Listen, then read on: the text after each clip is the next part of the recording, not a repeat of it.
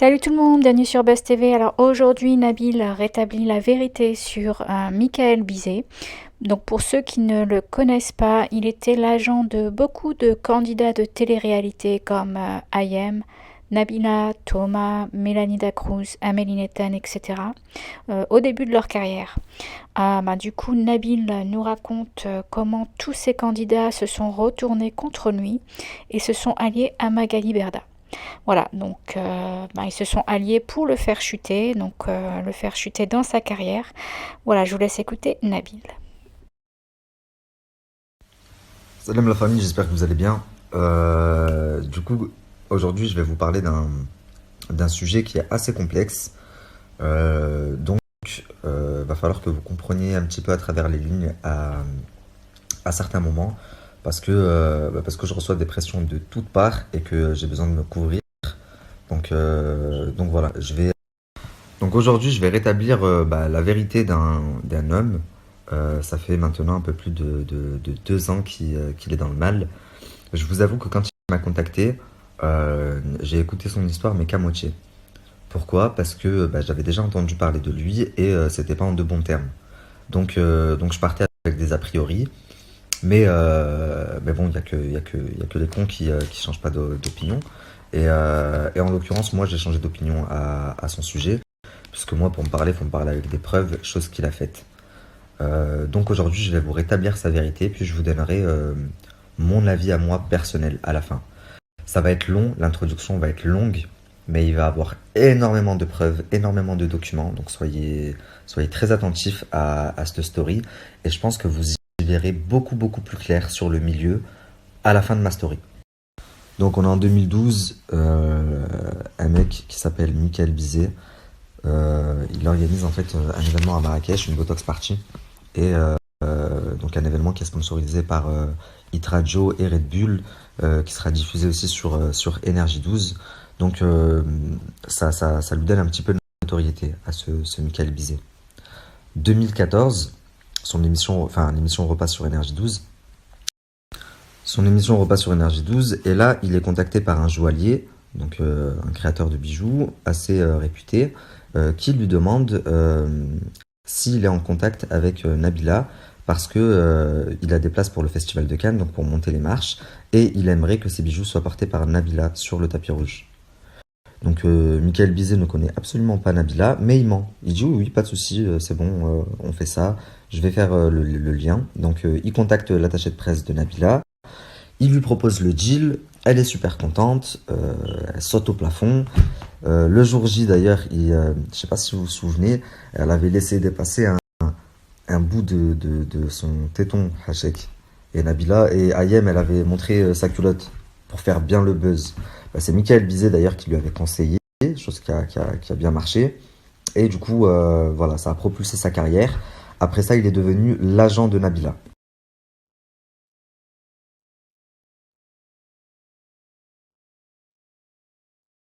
Donc il se fait un nom très très rapidement dans le milieu grâce à ça.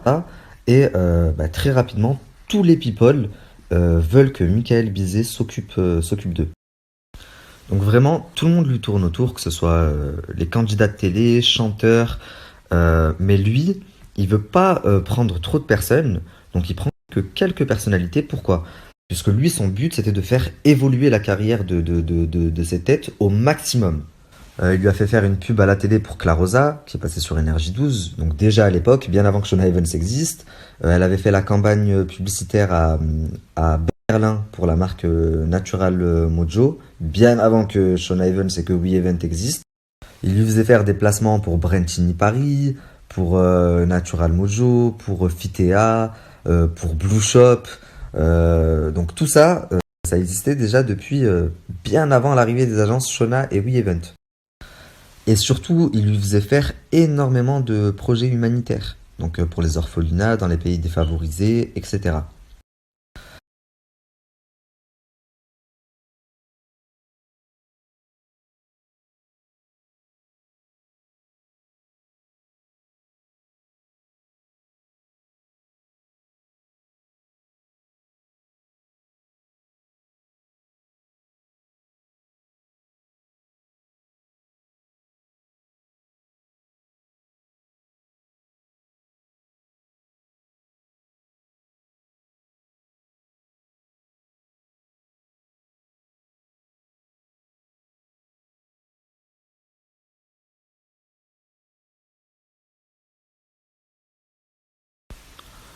Donc, je vais pas tous vous les mettre, mais tout le monde veut travailler avec lui.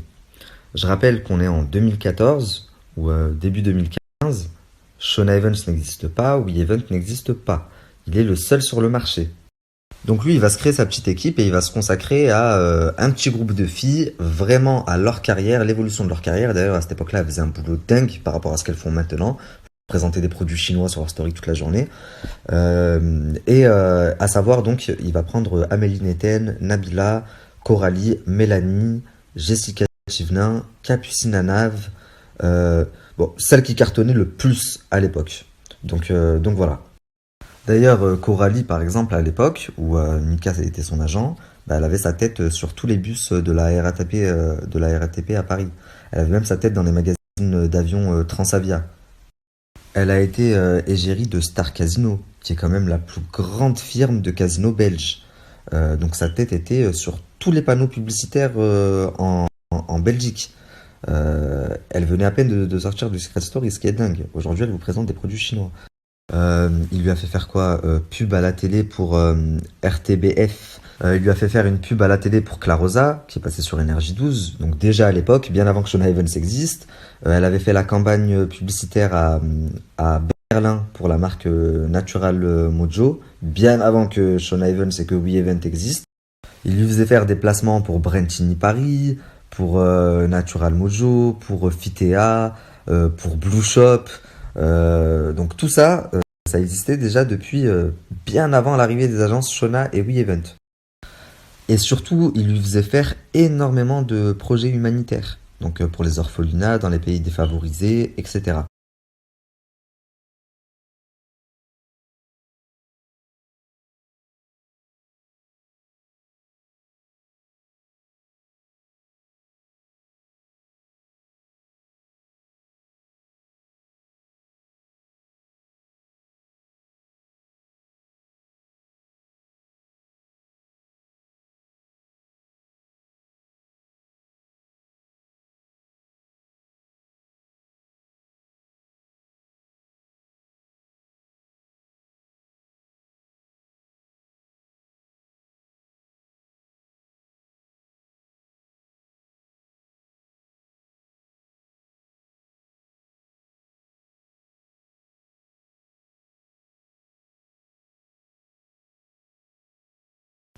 Comme vous pouvez le voir, il s'occupait bien de Coralie. Dès sa sortie de Secret Story, elle avait un très beau début de carrière. Et aujourd'hui, elle se retrouve à faire des placements de produits toute la journée. Enfin bref, c'est pas tout, hein. Écoutez bien jusqu'à la fin, vous allez comprendre pourquoi je vous dis tout ça. Donc il lui a également ouvert son site internet. Il vendait des brosses à cheveux, tous les deux. Lui allait chercher les brosses au quartier chinois à Paris, donc il est payé 6 euros et il les revendait sur le site 20 euros. Donc un site qui a très bien marché, qui leur a rapporté quand même 200 000 euros. Il faut savoir que tout l'argent était reversé sur un compte suisse qui appartenait à Mika. Et donc Coralie a voulu sa part entièrement en liquide, chose qu'elle a eue. Mais donc le fait de faire du commerce avec des sites, avec de belles vitrines, un site internet, ça existait déjà bien avant Shona Evans. C'est simplement que bah, c'était plus propre, quoi. C'était pas des produits à quelques centimes de Chine qu'on revendait fois 50. Donc ça pose pas de problème, parce qu'en soi le dropshipping c'est du commerce, c'est pas mal vu. C'est comment eux l'utilisent qui fait qu'aujourd'hui en France c'est devenu de l'escroquerie quoi.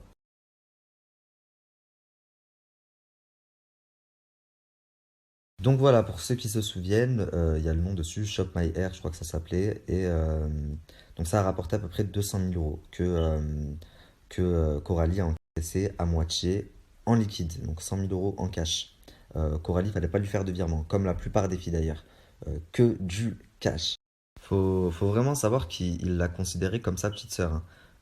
Il lui a acheté deux voitures, euh, elle avait sa carte Gold, donc du compte en Suisse. Elle s'en servait à sa guise. Pour Mélanie Dacruz, ben, c'est pareil. Donc elle devient l'égérie de Brencini Paris, pub à la télé sur Énergie 12, pub Clarosa. Il lui fait faire son site internet aussi où elle vend des maillots de bain. Pareil, il va aller chercher à 6 euros, ils le revendent sur le site à 20 euros. Donc c'est viré sur son compte en Suisse et lui leur donne en cash. D'ailleurs, les colis pour Coralie et tout, il les faisait chez Raphaël, Raphaël Peps, je crois que ça s'appelle.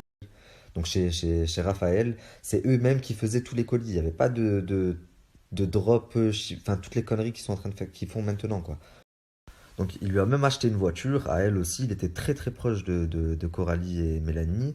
Et elles, les deux, elle lui disait de toute façon, puisque en 2016, Shona Evans a ouvert, elle lui disait, mais jamais on ira chez Shona Evans, mais je vais y venir.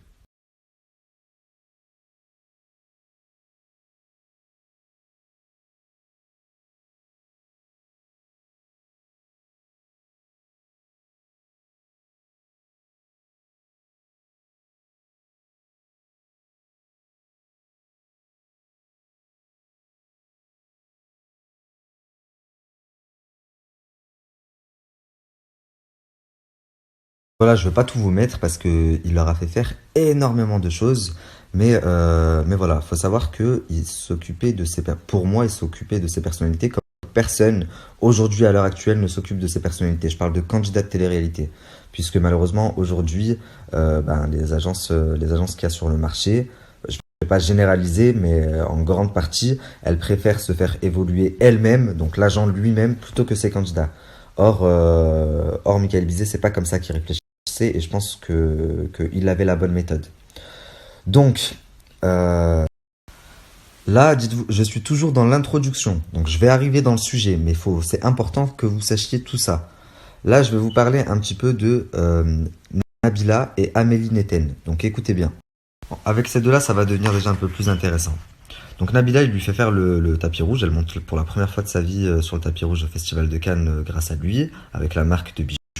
Elle fait une campagne pour du champagne où elle touche pas mal d'argent, placement de produits, défilé, shooting. Enfin, vraiment, ils s'occupent bien de Nabila et surtout, ils prennent beaucoup d'argent ensemble. Elle devait même tourner un film à Hollywood avec l'acteur François Berléand. Donc pareil, encore une fois, ils m'ont montré toutes les preuves.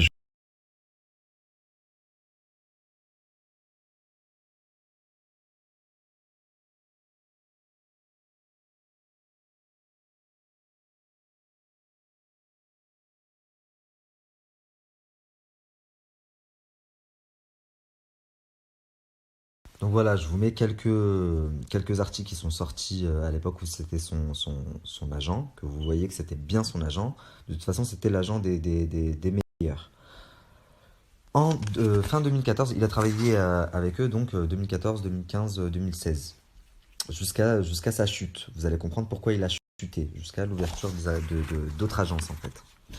Donc, fin 2014, elle rentre en prison, Nabila, mais elle rentre en prison en lui devant de l'argent.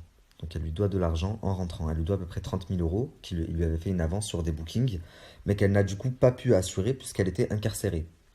Donc Mika lui demande de la rembourser, enfin d'être remboursée, ce qui est normal.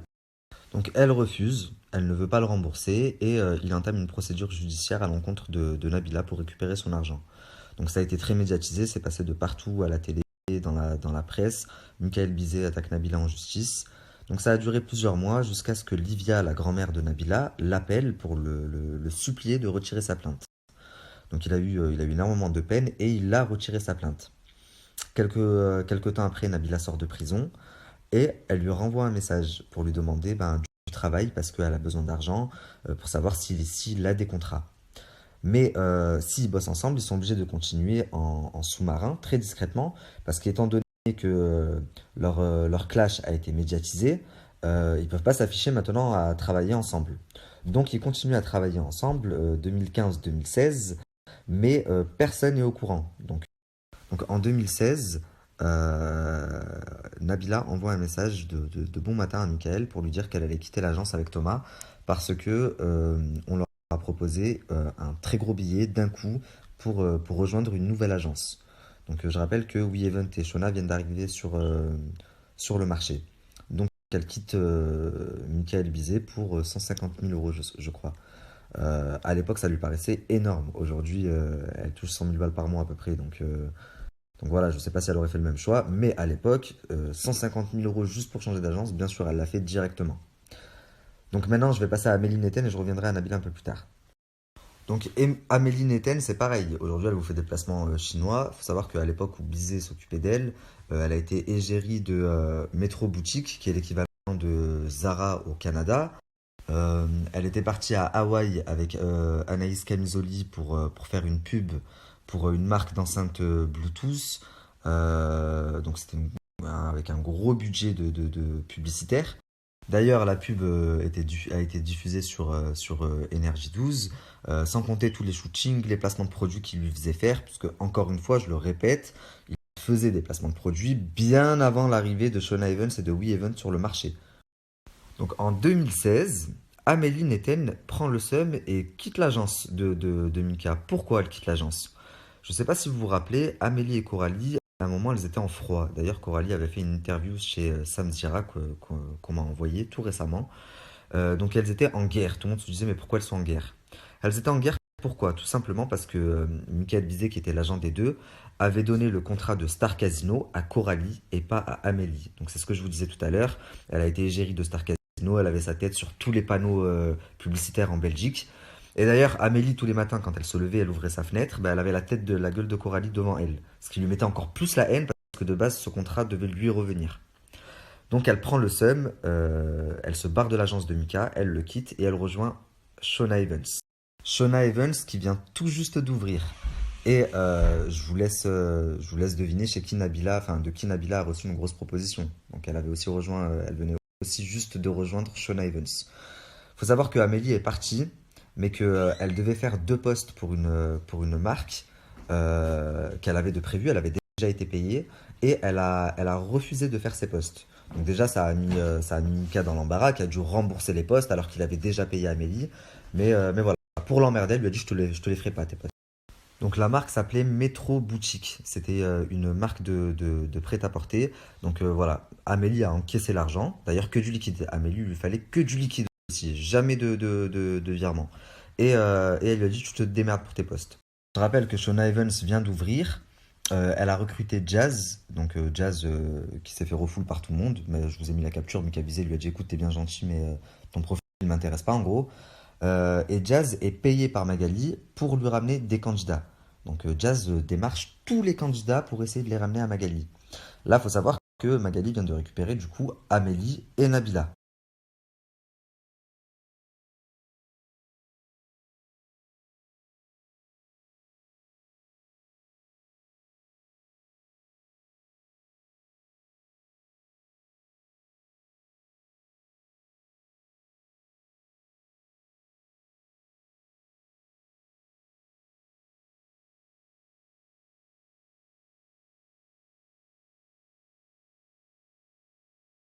Donc Amélie, elle prend le seum, elle quitte son agence, elle essaye de le descendre par tous les moyens, de faire partir d'autres candidates, de ternir son image en gros. Mais bizarrement, Capucine Anave reste avec lui. Et personne n'est au courant que Capucine, alors que Shona Evans a ouvert, hein, mais personne ne sait que c'est la cousine de Magali. Elle ne le dit pas et elle reste avec Mika Bizet. Bizarre, hein? Bon, j'ai fini mon introduction, on va rentrer dans le vrai sujet. Et là, vous allez être choqués. Juste avant, juste avec mon introduction déjà, et je vais mettre les preuves avant de passer au vrai sujet, je démontre que une certaine dame, bon, je vais pas citer son prénom, est une grosse mytho, puisque elle dit clairement et elle revendique haut et fort, j'ai amené le marketing digital en France, j'ai créé le placement de produits, non. En 2014, Michael Bizet le faisait déjà avec toutes les marques avec lesquelles tu travailles, que ce soit Hello Body, Foodspring, toutes. Il le faisait avant même que tu existes. Tu n'étais même pas sur le marché. Et tu oses t'attribuer ce mérite. Il faut savoir que Je Book une Star existe a existé de 2014 à 2017. Donc, et Shona Evans et We Evans sont arrivés fin 2016. Donc, non, madame, tu n'es pas celle qui a inventé et qui a apporté ça en France. Il y a quelqu'un avec beaucoup plus de principes qui le faisait bien avant toi. Bien avant toi. Donc, 2016, We Event et Shona Event font leur entrée sur le marché. Mais Je Book une Star est déjà bien implanté. Toutes les marques travaillent avec lui. Il a les plus grosses têtes. Donc, si on veut bien travailler dans le milieu, va falloir trouver un moyen de lui régler son compte, entre guillemets. Hein. Faut s'occuper du cas de Michael Bizet parce qu'il gêne et il fait de l'ombre. Donc, en octobre 2017, une société du nom de Brandt Private contacte Je Book une Star, Shona Evans et WeEvent, les trois agences en France, pour que tous les candidats font des placements de produits pour sa marque. Donc, WeEvent se renseigne un petit peu et finalement refuse de travailler avec puisqu'il trouve plusieurs éléments louches. Je Book une Star, pareil, à savoir WeEvent, lui, il a vu qu'il y avait du maquillage de la marque de Rihanna et il sait que c'est illégal. Donc, comment est-ce que tu peux les vendre légalement? Donc, par rapport à ça, il a refusé. Je Book une Star a refusé et Shona Evans a accepté. Elle, tant qu'il y a de l'oseille, de toute façon. Donc, elle a accepté et qui en a fait la pub? Nabila. Nabila fait la pub. Écoutez bien, écoutez. Donc Nabila qui venait de quitter Mika pour une grosse somme d'argent elle est rentrée chez Shona. Donc Magali la met sur le coup pour faire la pub de Brandt Private alors que les deux autres agences avaient refusé de travailler avec. Donc Nabila en fait la pub et devinez quoi, c'est une grosse arnaque. Tout le monde commande, tous les abonnés de Nabila commandent et personne ne reçoit son produit. Donc ça fait un gros bad buzz médiatique.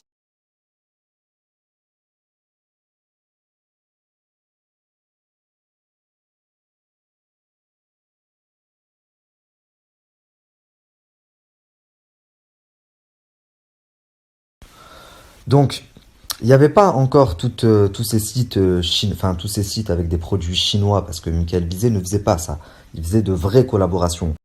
Clarosa, Hello Body, Brentini Paris, donc de vraies marques. Et il était très vigilant là-dessus. Du coup, certaines ont vu le potentiel et se sont dit on va faire plus d'oseille. Mais bon, ça c'est pas grave. En tous les cas, à ce moment-là, l'agence était toute récente, elle aurait pu déjà couler, puisque une des premières grosses collaborations qu'ils font, s'avère être une grosse arnaque. Mais les gens n'ont pas relevé. N'ont pas relevé et surtout, ses concurrents auraient pu accentuer là-dessus, mais ils ne l'ont pas fait, puisque le soleil brille sur la tête de tout le monde. Hein, n'est-ce pas? Écoutez bien la suite. Hein. Donc, à cause de ce bad buzz, tout le monde se met à tacler la dirigeante de Shona Evans. Sur Twitter, il y a limite un déferlement de haine contre elle. Donc, vraiment, tout le monde la tacle. C'est une escroc, c'est une arnaqueuse. Et du coup, elle a bien vu que son business, à peine commencé, était en train de couler. Donc, maligne comme elle s'est dit, on va refiler la patate chaude à quelqu'un. Si moi je fais scandale, faut faire un plus gros scandale à côté. Donc je vais vous expliquer ce qui s'est passé. Donc pour bien comprendre déjà, vous devez savoir que dans Je Book une Star, il y a Michael Bizet, donc c'est celui qui s'occupe de toutes les célébrités, et il a sa secrétaire, et également il travaille aussi avec quelqu'un qui l'aide, donc qui a accès à la boîte mail, au fichier client, donc qui l'aide vraiment à répondre à tous les mails. Et cette personne-là s'appelle Issam, c'est le rédacteur en chef adjoint de chez Public. Donc il travaille toujours pour Public actuellement. À l'époque, il était déjà rédacteur en chef adjoint de chez Public, mais au black, en cachette, il travaillait aussi pour Michael Bizet. D'ailleurs, ce qui est interdit, parce que si Public l'avait su, tu aurais perdu ton boulot, Issam. Et en plus de ça, c'est Michael Bizet qui te payait ton loyer, il te donnait des sommes au black.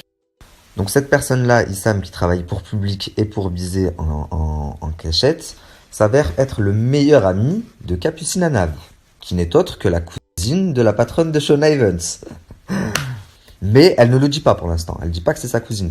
Faut pas le dire. Vous allez comprendre pourquoi je vous dis ça. On est toujours en octobre 2017.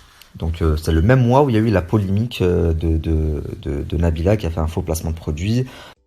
Tout le monde sur Twitter est en train de tailler Shona Evans. Michael Bizet, octobre 2007. Donc Michael Bizet, qu'est-ce qu'il fait? Il a une séance dédicace avec Sarah Lopez dans 3 magasins à Paris, 3 Jennifer différents. Donc, il n'est pas dans ses bureaux. Par contre, sa secrétaire est toujours dans les locaux. Et sa secrétaire, elle est sur Twitter en train de regarder les tweetos, donc les tweetos sur Shona Event. Et qu'est-ce qu'elle fait? Elle crée 2 faux comptes, elle aussi, et elle se met à rentrer dans le mood. Oui, tes bonbons finis sont pas halal, hashtag Shona Evans. Oui, ton agence, elle mériterait de brûler, hashtag Shona Evans. Donc des choses qui bon, à part pour les bonbons, parce qu'il s'avère que c'est vrai, ton agence mérite de brûler, ça ne se dit absolument pas. Donc qu'est-ce qu'elle fait la secrétaire? Elle commence à flipper parce qu'elle se dit ils peuvent remonter à moi via l'adresse IP. Donc elle contacte un ami à elle qui est fan de Nabila, qui s'appelle Sacha et qui est très très très doué en informatique. Mais Nabila, elle est passée chez Shona Evans, elle est plus chez eux. Sauf que elle a connu Sacha à l'époque où Nabila était dans leur agence. Et comme elle sait qu'il est très doué en informatique, elle le contacte pour lui demander de cacher son adresse IP pour pas qu'on ne puisse remonter jusqu'à elle. Donc, Sacha, il apprend ça. Qu'est-ce qu'il fait? Il aurait contacté Jérém Star pour lui expliquer. Voilà, j'ai été contacté par la secrétaire de Michael Bizet. Jérém Star, qu'est-ce qu'il fait en apprenant ça? Il aurait contacté Amélie pour lui raconter.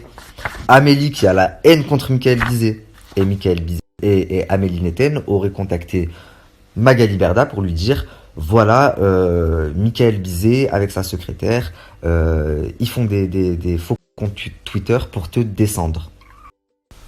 Donc, ce que vous devez savoir, c'est que le Sacha en question, là, au jour d'aujourd'hui, il travaille pour Magali Berda.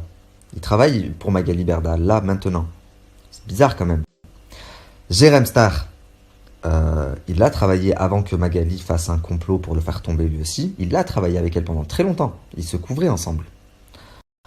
Et Amélie, au jour d'aujourd'hui, elle est toujours chez Shona Evans. Comprenez bien là où je veux en venir, vous allez voir. Faut savoir que un jour après que Karine ait contacté le Sacha pour qu'il cache son adresse IP, Amélie Netten, elle met un tweet en disant Mika Bizet, c'est un gros escroc, il crée de faux comptes Twitter pour démonter mon agent, Shona Evans. Et un jour après le tweet d'Amélie, Jérém Star sort un article. Mais il sort un article en disant quoi? Et sans preuve en plus.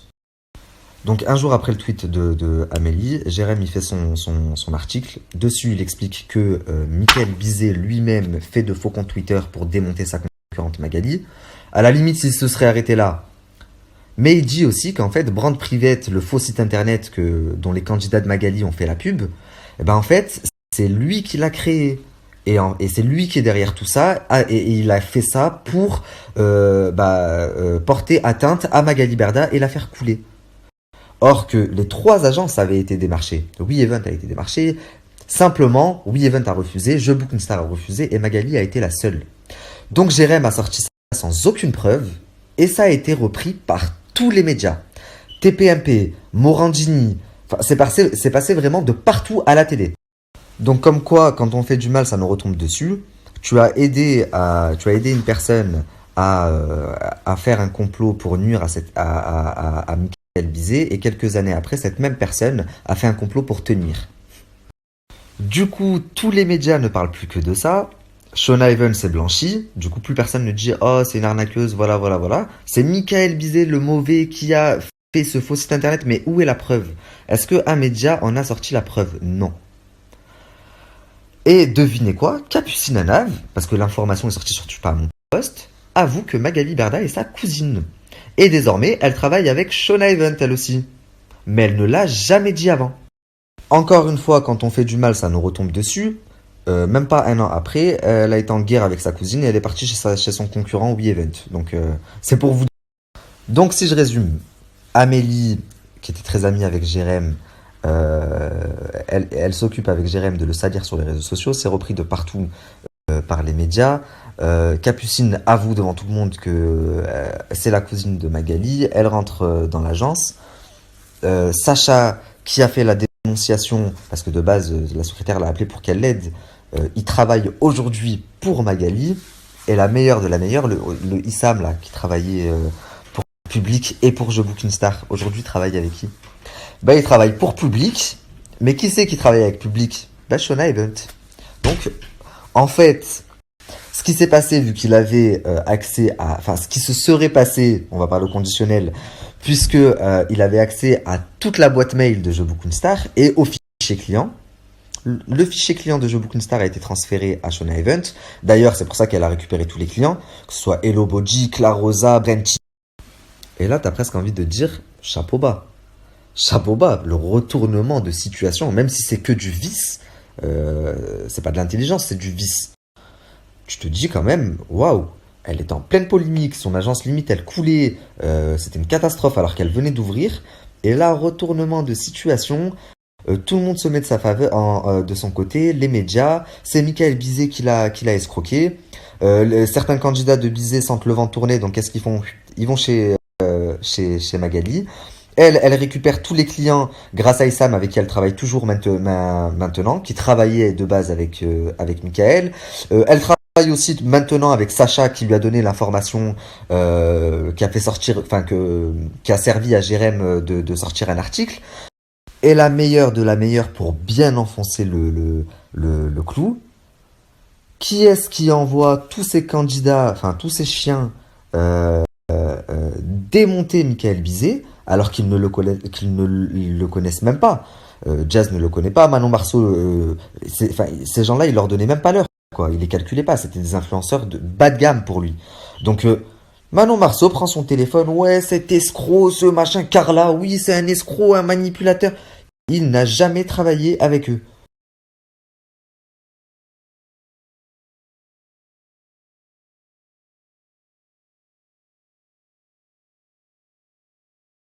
Donc tous les candidats se sont mis à le démonter. D'ailleurs, Anaïs Camisoli, tu as beaucoup travaillé avec lui pour après le démonter et passer chez Shona Evans, c'est pour faire exactement la même chose quelques temps après.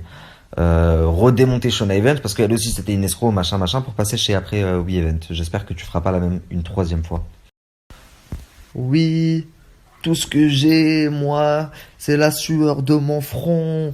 Euh, je dors pas, je travaille jour et nuit. Toute la vie, elle vous montre en train de chiller. Je travaille jour et nuit. Tout ce que t'as, tu l'as à base de vices, de vol, de manipulation. Et j'en passe.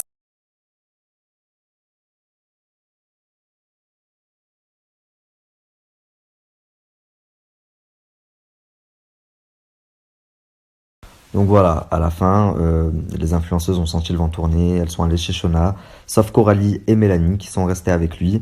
Elles sont restées avec lui pourquoi? Parce qu'il leur devait de l'argent, vu qu'elles voulaient que du cash et que l'argent était sur un compte suisse. De temps en temps, il allait retirer, mais que là, en l'occurrence, il leur devait des sous. Donc elles m'ont dit, tu me prépares mon oseille. Et lui s'est dit, comment ça? Donc je te paye et tu me lâches après tout ce que j'ai fait, mais t'es malade. Je te donne pas ton oseille dans ce cas-là. Elles, du coup, elles se sont barrées, espèce d'escrocs, et elles avaient des postes de prévus, pour Hello Body, je crois que c'était, qu'elles n'ont jamais voulu faire. Hello Body et Brentini Paris. Donc Coralie et Mélanie, elles ne les ont pas fait alors qu'elles avaient été payées pour ça par contre. Et du coup, les marques comme Brentini, comme Hello Body se sont retournées également contre Michael Bizet. Et voilà d'où provient sa chute. Ça a été très malin quand même. En fait, dans ce milieu, j'ai l'impression que tout est une partie d'échec. Donc voilà. Et après ça, Magali a été du coup surmédiatisée, Shona Evans, et vous connaissez la suite de l'histoire. Plein de petites entreprises ont commencé à fleurir, des entreprises avec des produits chinois revendus fois 50 le prix d'origine. Les influenceuses ont commencé à faire de moins en moins de vrais projets, comme elles le faisaient auparavant, et à faire des petits placements chinois sur leur story, parce que ça rapporte plus d'oseille. Elles sont très très bien payées pour ça, et voilà. Mais bon, l'évolution de leur carrière, il y a pas grand chose, quoi. Donc, Michael Bizet, qui était au top et qui avait les meilleurs candidats, du jour au lendemain, il s'est retrouvé sans R. Et du coup, ça a propulsé Magali. Quand je vous dis que si demain, l'opinion publique se détourne de cette personne parce qu'elle voit enfin son vrai visage, eh ben, tout le monde va suivre. Ces candidats vont se détourner d'elle, Touche pas à mon poste va se détourner d'elle, et tout le monde va se détourner d'elle parce qu'ils vont lui dire, écoute, les gens ne t'aiment pas, tu n'es pas apprécié, donc ça nous fait défaut de nous montrer avec toi, tout simplement. Donc, salam alaikum, comme on dit chez moi. Quand je vous dis aussi que tout est fake, vous savez que Issam, du coup, de Public, travaillait avec Je Book une Star. Et vous avez dû voir qu'à l'époque, Public était toujours les premiers au courant des exclusivités. Mélanie, quand elle s'est mise avec Anthony Martial. euh, je vais vous expliquer maintenant, quand je vous dis que tout est faux, vous allez comprendre. Je vais vous expliquer maintenant les fausses paparazzades, comment ça se passait. Et après, ils vous revendent des magazines à 3 euros, ou je sais pas combien ça vaut, leur merde. Alors que tout est fake. C'est un arrangement entre les magazines et les célébrités. Je vais vous donner un exemple parce que ça fait un moment que j'y suis et je voulais vous parler d'autre chose aussi. Donc, par exemple, Amélie Netten et ose me contredire ou dire que c'est pas vrai et je lâche toutes les preuves. Amélie Netten, par exemple, elle était sur la plage avec son nouveau copain, sur Cannes, je crois que c'était. Ben, elle allait appeler son agent Michael Bizet pour lui dire dis à Public de venir me prendre en photo. Et Public, donc, Bizet contactait Public, enfin Issam envoyait des photographes qui prenaient la photo et revendaient l'exclusivité après. Je sais pas si vous voyez comment ça fonctionne. Sauf que des fois, par exemple, là, sur ce coup-là, Amélie se croit plus maligne que tout le monde. Donc elle appelle son agent, elle lui dit dis-leur de venir me prendre en photo. Eux viennent la prendre en photo, c'est mis sur Public, et Amélie porte plainte contre Public pour l'avoir pris en photo. Alors que c'est elle-même qui a demandé à son agent. Ça a coupé, je vous le disais, c'est elle-même qui a dit à son agent envoie-moi les paparazzis. Et après, par la suite, elle est partie porter plainte, leur dire vous n'avez pas le droit de me prendre en photo. Alors qu'elle savait qu'elle allait être prise en photo, c'est elle qui l'a demandé. Quand Nabila est rentrée en prison, Tarek était devant la prison, il avait été pris par des paparazzis. Et dessus, il le savait aussi. C'est son agent qui lui avait dit, c'était mal abusé. Et dessus, il a une cigarette électronique avec un sac à dos. Ben, c'est un placement de produit.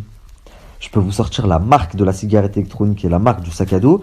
Ils étaient au courant que ça allait être repris par la presse, qu'il y allait avoir des paparazzis et tout. Parce que c'est Bizet qui les envoyait. Donc tout ce qu'ils vous montraient, même Mélanie, soi-disant, quand les paparazzis l'ont pris avec Anthony Martial, oui, ils sont en couple et tout, Mélanie était au courant qu'elle allait être shootée. C'est son agent, elle a demandé à son agent, enfin ça a été vu avec son agent.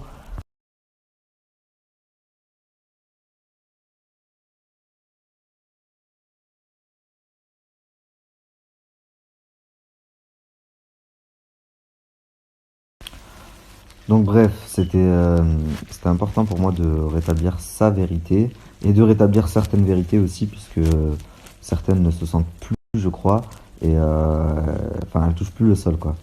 Donc c'est bien des fois de remettre les choses à leur place et dans leur contexte. Donc au final, les filles, même Coralie, Mélanie, quand elles sont parties, enfin, elles lui ont envoyé des messages en lui disant oui, tu me dois des sous, toi tu me dois 100 000, tu me dois quoi, je sais pas combien, tu me dois. Or, en vrai, c'est vous les filles qui lui devez de l'argent. Parce que vous êtes partis sans faire les placements que vous aviez de prévus dans la semaine, alors que vous aviez été payé pour.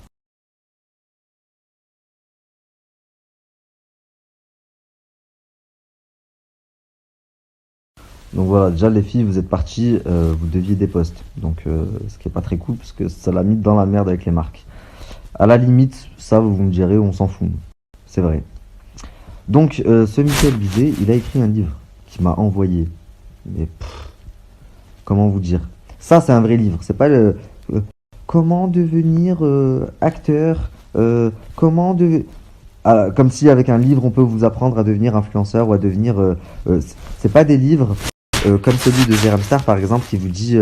Enfin, dans son livre, il parle pas chinois. C'est là où je vais en venir. Il y a des noms, il y a des sommes, il y a des documents officiels, tu vois, que tu peux pas falsifier.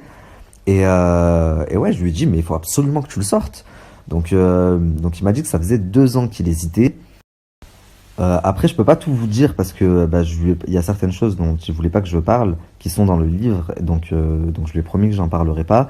Et d'autres choses qui sont, comment dire, un peu trash. Donc pareil, j'en parlerai pas parce que ça les concerne eux. Donc voilà, c'est leur vie privée, on va dire.